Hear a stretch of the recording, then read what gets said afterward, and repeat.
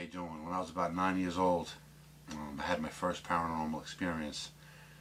My mom and my brother went to the store, so I was home alone watching TV. It was only a couple of blocks away. You know, they wouldn't be gone long, so it was no big deal. So anyway, my cat came over. His name was Left You. We called him that because we always said his mom left him, because she did. She had a litter and she took off for some reason, so he was Left You. Anyway, you know, sitting there petting the cat. I got up, shut the TV off, sat back down, continued to pet the cat. And you know, when you're in a house and it's all of a sudden it gets really quiet and there's no noise outside, the house had the air about it, very quiet. But I wasn't thinking nothing, I was just petting the cat. All of a sudden, a very scary noise emanated from the kitchen. The sound of what we call the silverware drawer opening. Shivers went down my body, man. I was like, holy shit, like, you know, there's somebody in the house. The cat even was like looking that way, like, you know, his head was like cocking back and forth. He was like looking. Then all of a sudden, an even scarier noise. The sound of the same drawer slamming shut.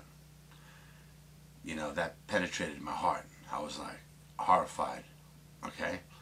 The cat, having more balls than me, jumps up, you know, onto the floor and starts walking in that direction. I was even too scared to say, like, come back here, or I was just frozen. All of a sudden, the cat disappears out of my sight and goes into the room. Now here's the part of the story that's the scariest, perhaps.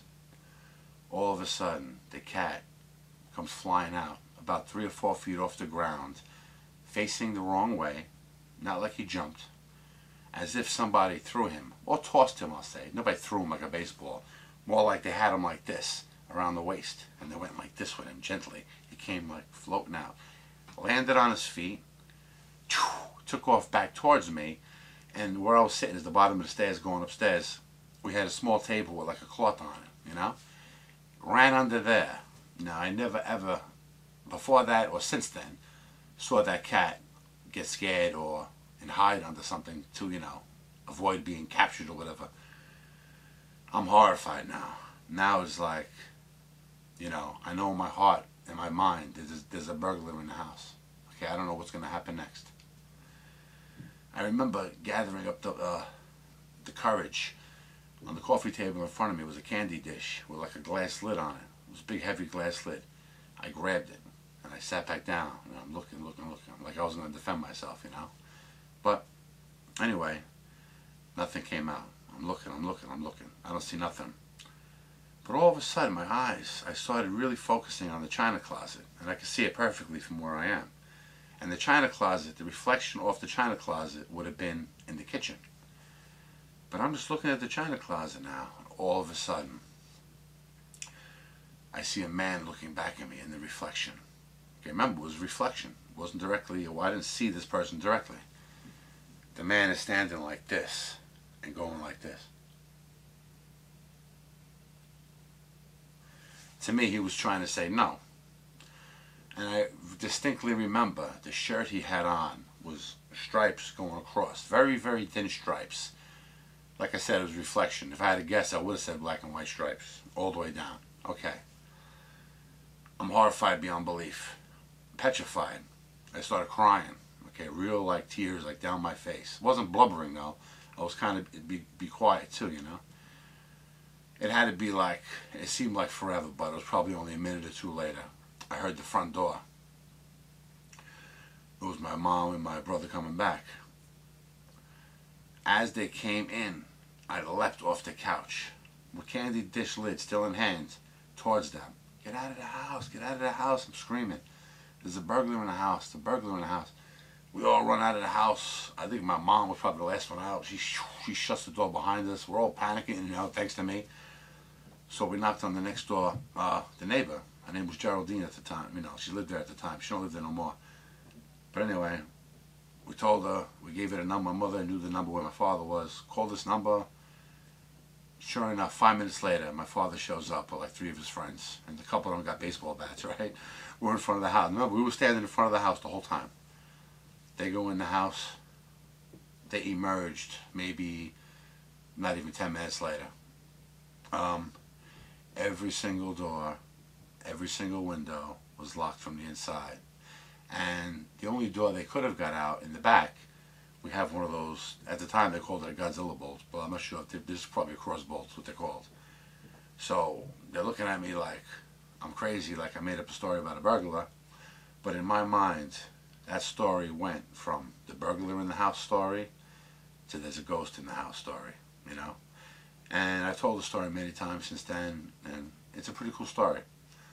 But let me give you part 2 to that story. There's actually 4 parts to this story, but I'm only going to give you 2 now.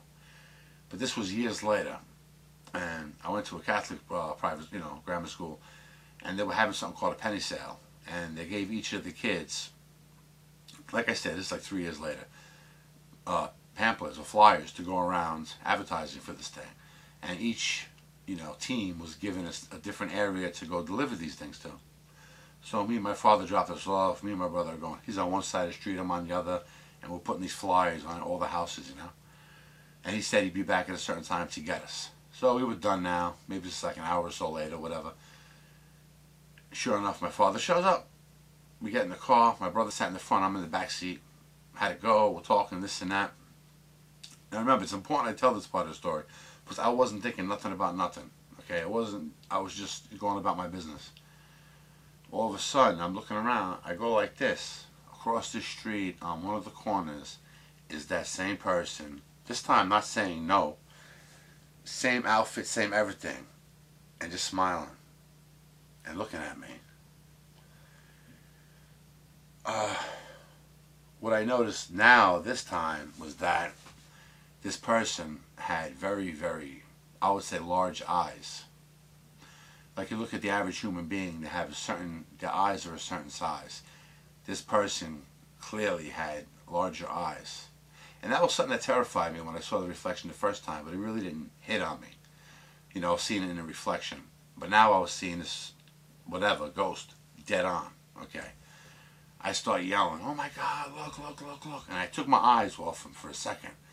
I'm hitting the chairs and look, look, look. And then my father stops the car, we're looking. There's nothing there. And this particular corner, it wasn't the kind of situation where he could have all of a sudden dove behind a bush or ran up the street and got behind something. No, there was nothing there. There was no parked cars. There was nothing. It was a big wide open corner. So that was my second encounter with the spirit. But I like that story too because it took place, I would say, maybe 2/3 of a mile from my home. And I saw the same spirit. Because a lot of times you hear ghost stories, it's like a house is haunted or a vessel of some kind. I've even heard stories of people being haunted.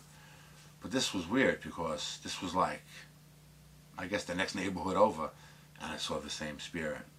So that's just my Strange Tales number 2. I hope you enjoyed it, and I hope other people start making videos. And in the future, I'll tell part 3 and part 4 to this story. But honestly, the next parts, I never saw the spirit again. This was the only 2 times in my whole life I saw the spirit. The other 2 parts of the tale have something to do with it, but these were the only 2 times I saw this person. Thank you. I hope you enjoyed it, and I'm looking forward to hearing your stories.